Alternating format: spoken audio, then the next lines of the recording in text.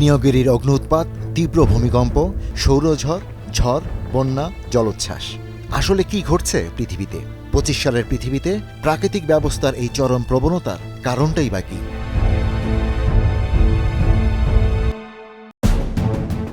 ১২,০০০ বছর পর জেগে উঠেছে এথিওপিয়ার আগ্নেয়গিরি। এর অগ্নি উৎপাত থেকে তৈরি হওয়া ছাইয়ের মেঘ চীন, ভারত পর্যন্ত পৌঁছে গেছে। চলতি মাসে বাংলাদেশে একের পর এক স্বল্প থেকে মাঝারি মাত্রার ভূমিকম্প অনুভূত হয়েছে। গেল ৩০ দিনে কেবল ইন্দোনেশিয়াতেই ১৪০০ ভূমিকম্প রেকর্ড করা হয়েছে।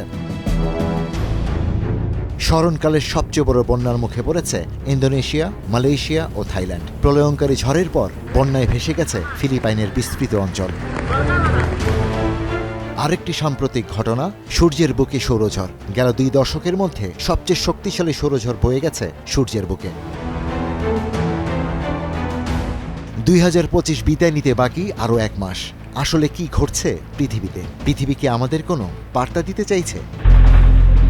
এবছর ভূমিকম্প যেন থামছেই না। ইন্দোনেশিয়ার প্রশান্ত মহাসাগরীয় রিং অফ ফায়ার থেকে বাংলাদেশ, এশিয়া জুড়ে এবার রেকর্ড ভূমিকম্প। যদিও গবেষকরা বলছেন সংখ্যাগতভাবে ভূমিকম্পের সংখ্যা বাড়েনি। পৃথিবীতে গড়ে প্রতি বছর ৭ বা তার বেশি মাত্রার ভূমিকম্প হয়, বছরে অন্তত ১৫টি। কিন্তু ঝুঁকিটা বেড়েছে। ঝুঁকির কারণ প্রকৃতিবিনাশী উন্নয়ন, অবকাঠামো। ১২,০০০ বছর পর এই নভেম্বরে জেগে উঠেছে এথিওপিয়ার হাইলিগোবি আগ্নেয়গিরি। এর ১৬ কিলোমিটার ছাই রেড সি পেরিয়ে ভারত, আরব উপদ্বীপ ও চীনের আকাশেও ছড়িয়ে পড়েছে। অগ্নি উৎপাতের সাথে ভূমিকম্পনের যোগ আছে। দুটোই পৃথিবীর অভ্যন্তরের চাপ মুক্তির সঙ্গে সম্পর্কিত। হাইলিগোবির মতো বিশাল আগ্নেয়গিরি যখন টনকে টন ছাই ও লাভা উদ্গীরণ করে, তখন ভূগর্ভের শিলাও নড়ে ওঠে, তৈরি করে ভূকম্পন। এবছর সূর্যপৃষ্ঠে বেড়েছে সৌরঝড়।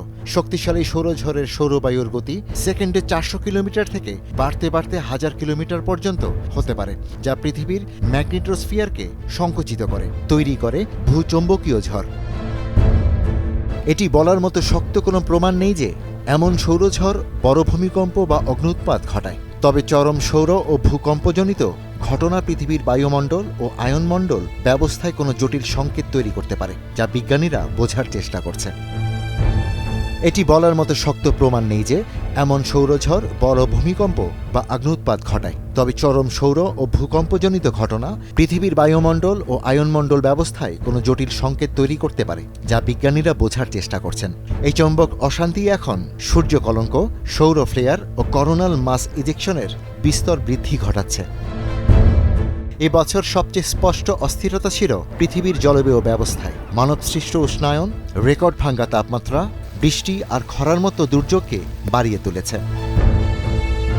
বছরের মাঝামাঝি স্মরণকালের সবচেয়ে বন্যা দেখেছে ভারত, পাকিস্তান। নভেম্বরে বন্যার কবলে পড়েছে ফিলিপাইন, ইন্দোনেশিয়া, মালয়েশিয়া ও থাইল্যান্ড। বিজ্ঞানীরা বলছেন, জলবায়ু পরিবর্তনজনিত এই দুর্যোগ কেবল একক কোনো বিপর্যয় নিয়ে আসে না, বরং বেশি তাপ, বেশি আর্দ্রতা, শুকনো জ্বালানি ও উচ্চ সমুদ্রস্তর ঝড়, বন্যা ও জলোচ্ছ্বাসের দুর্যোগকে বাড়িয়ে তোলে।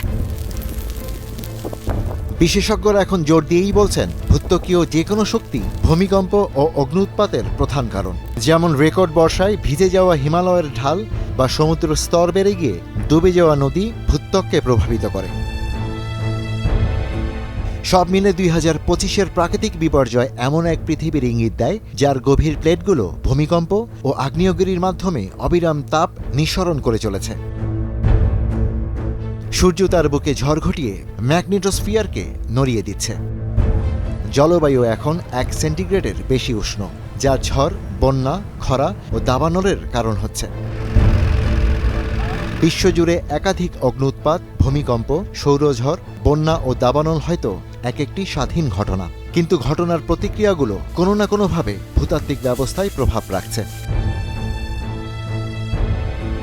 Ishtiaq Hossain, star news.